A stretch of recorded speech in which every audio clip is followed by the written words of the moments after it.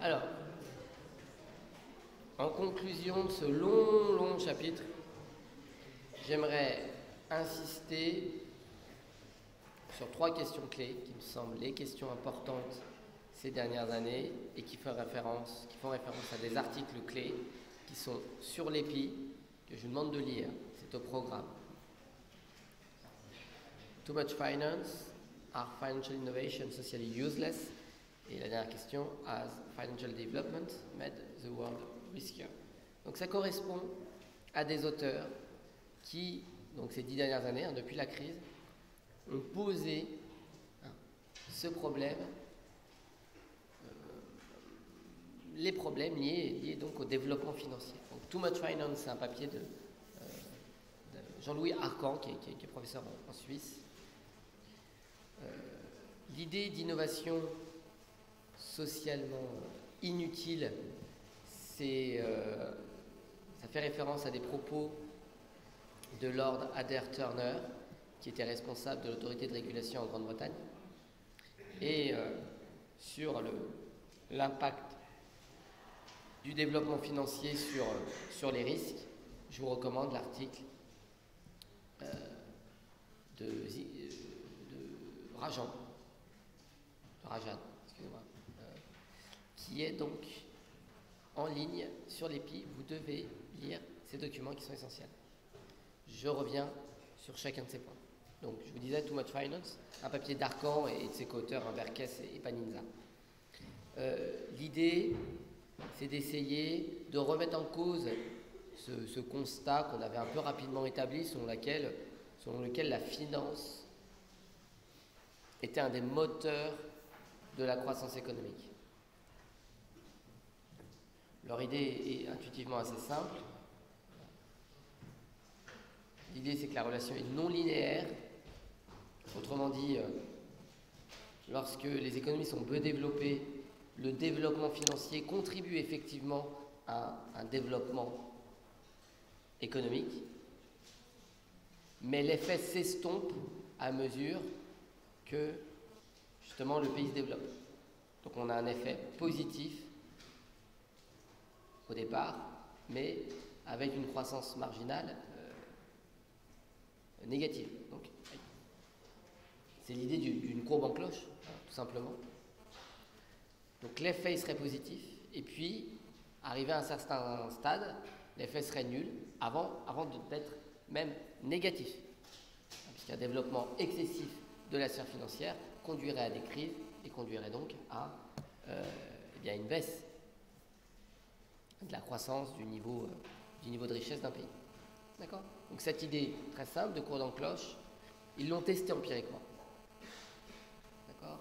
En prenant donc différents pays dans le temps, donc ils constituent un panel et ils testent économétriquement le lien entre le développement financier et la croissance. Et pour approcher le développement financier, ils considèrent une variable, il y en a plein d'autres qu'on pourrait examiner, mais ils considèrent la part des crédits au secteur privé rapporté au PIB. Et ils montrent qu'au-delà d'un seuil de 100%, l'effet devient négatif. Donc,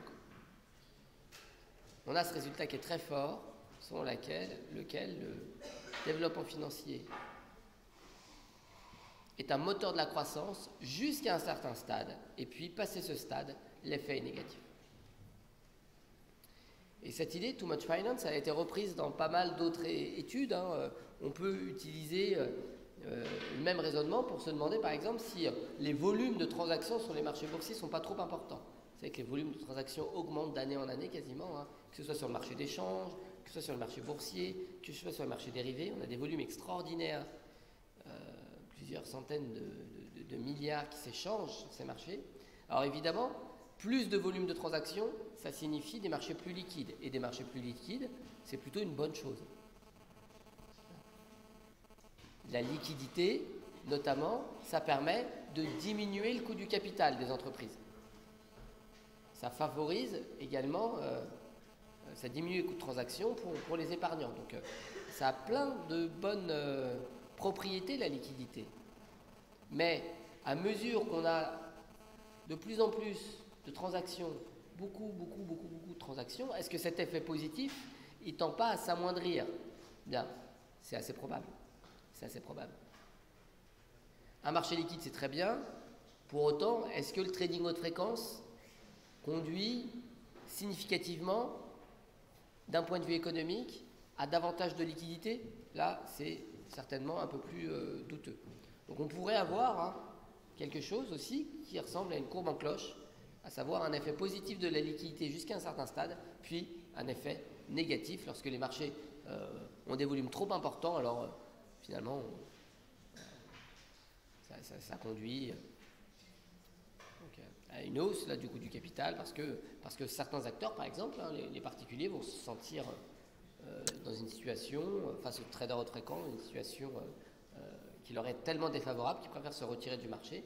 Donc il y a des effets théoriques qui laissent à penser, là encore, qu'un développement trop important, finalement, finit par nuire. Okay. Donc cette idée-là, je veux que vous les gardez bien en tête, cet effet non linéaire. Une autre façon d'aborder cette question too much finance, bon, je le cite ici, c'est peut-être pas là. C'est de regarder la qualité des crédits. Donc, c'est toujours dans la même idée, mais avec un raisonnement qui est un petit peu différent, qui consiste à dire plus on développe le crédit, et plus on va développer des crédits de mauvaise qualité. Alors, qu'est-ce que c'est que des crédits de mauvaise qualité?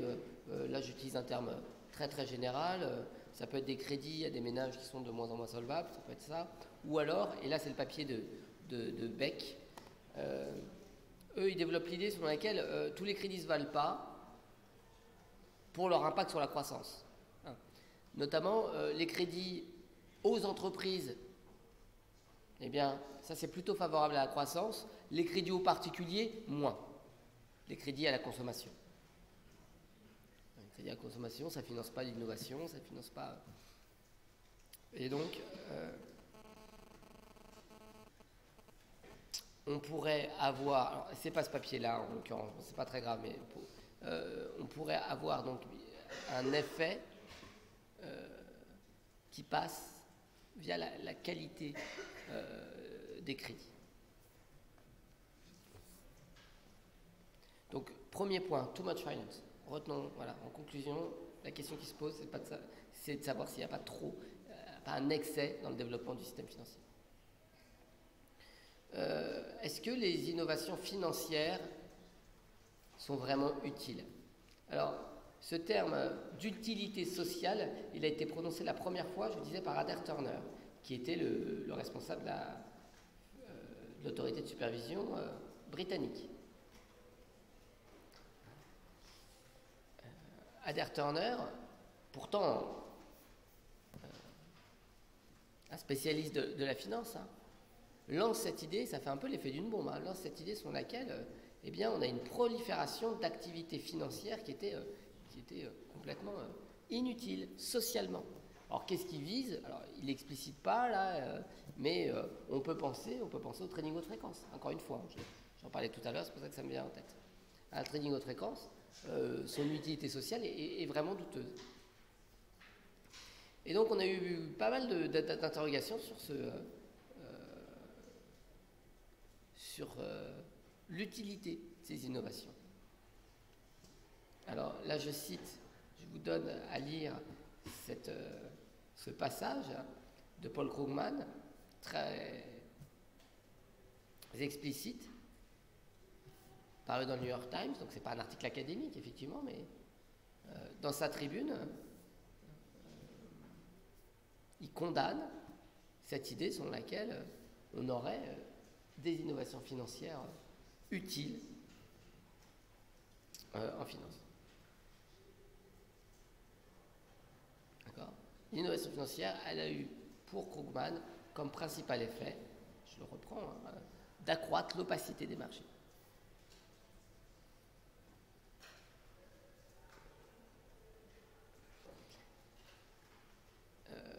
Dernière citation pour faire écho à cette question des innovations financières. Dernière citation, celle de Paul Volcker.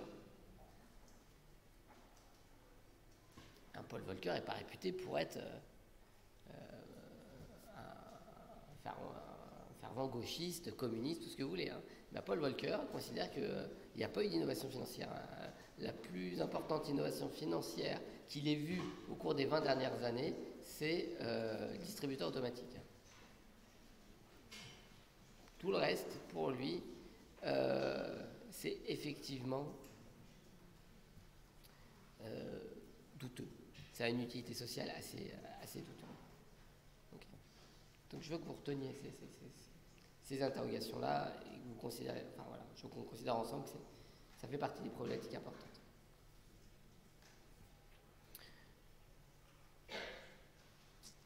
Alors, sur cette idée d'innovation financière, j'en ai discuté avec un étudiant la semaine dernière, donc je voulais reprendre ce point. C'est un point plutôt d'ordre juridique, mais qui me semble important.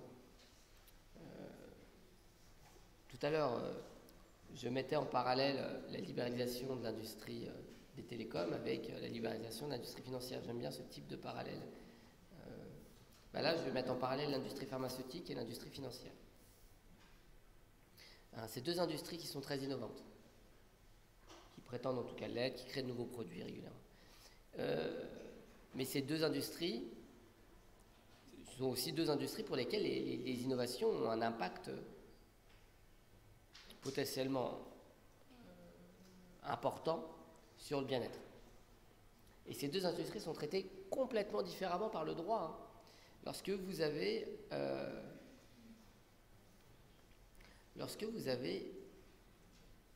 à la tête d'une entreprise pharmaceutique et que vous voulez introduire une innovation, autrement dit un nouveau produit, un nouveau médicament, vous devez apporter la preuve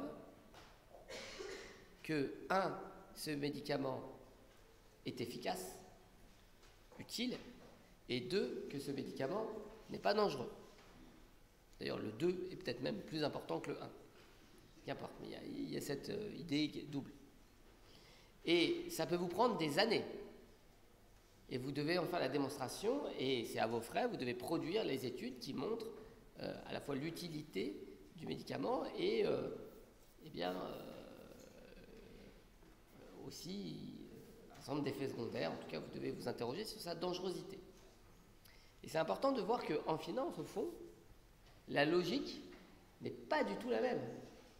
Puisqu'en finance, vous pouvez produire n'importe quel contrat, proposer n'importe quel produit financier innovant, c'est au régulateur, éventuellement, d'apporter la preuve que ce produit est inutile, mais surtout que ce produit est potentiellement dangereux. Donc, par ce double exemple, j'aimerais vous faire réfléchir sur ce concept juridique et le concept l'idée sur laquelle la question qu'on se pose, c'est de savoir à qui incombe la charge de la preuve. Est-ce que la charge de la preuve incombe à celui qui propose un nouveau produit ou est-ce qu'elle incombe à celui qui, éventuellement, doit réguler? D'accord.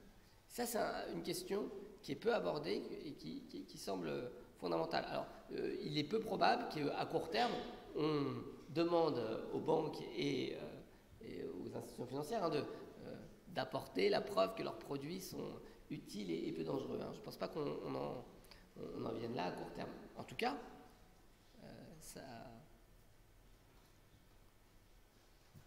ne doit pas nous empêcher de nous poser la question.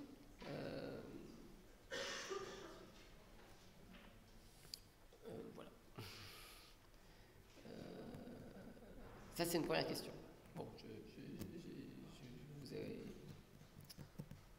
Bon, j'en dis pas plus. Une deuxième question, c'est sur les produits dérivés, cette idée d'innovation financière. Les produits dérivés, on a donné quelques exemples, peuvent porter sur des sous-jacents très exotiques. J'avais donné comme exemple le nombre de buts marqués en phase finale de Coupe du Monde. À partir de quel moment on considère que cela relève des paris, ou alors que ça relève d'un nouveau produit financier réglementé dans le cadre de la réglementation des marchés dérivés. Vous savez que dans tous les pays, les jeux de hasard, les paris, sont très fortement réglementés.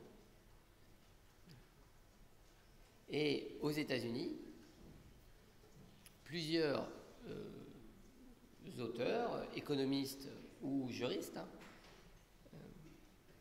posent la question de savoir, au fond, juridiquement, qu'est-ce qui différencie certains produits dérivés d'un pari sportif, par exemple.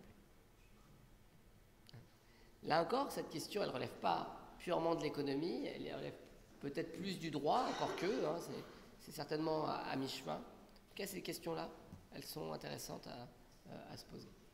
Qu'est-ce qui fondamentalement distingue un produit dérivé d'un pari? Et si on répond à cette question,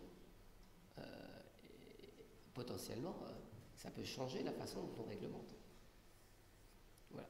Donc je les souligne ici, ce sont des questions en suspens, sur lesquelles pour le moment, il n'y a pas d'avis tranché.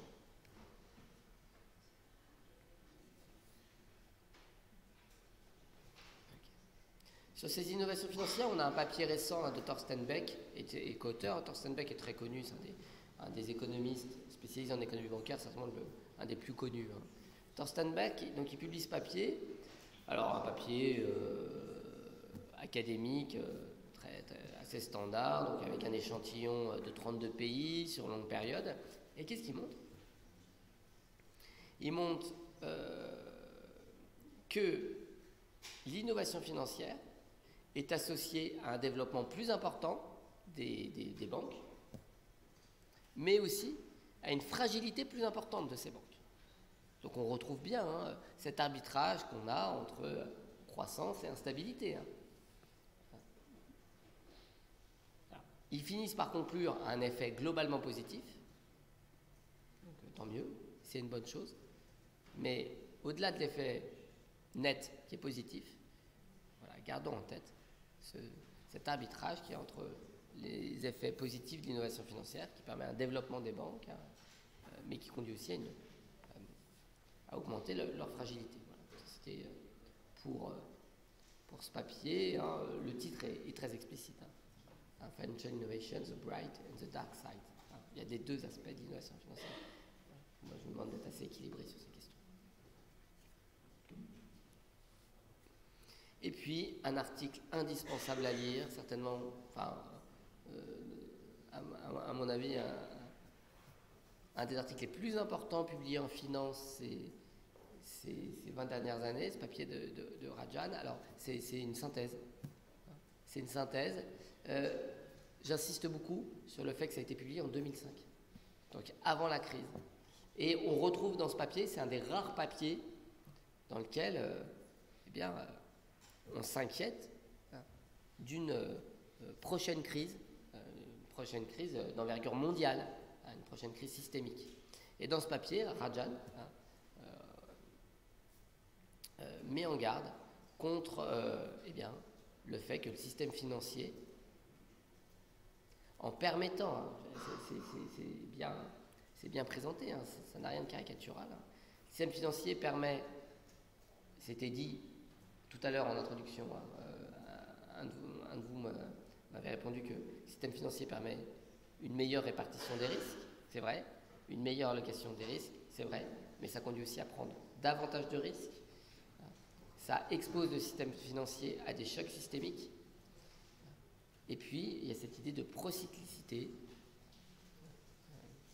dans le développement financier. Donc ce papier, au fond, beaucoup d'éléments du papier ont été abordés, sans que je cite forcément le papier, beaucoup d'éléments ont été abordés dans les séances de la semaine dernière et d'aujourd'hui, mais je vous demande de lire ce papier avec attention. Ok. Donc, je m'arrête là 2 secondes et on enchaîne sur le shadow banking. Ok. Vous restez là, ne bougez pas. Je change juste les diapos. Oui, vous avez des questions ?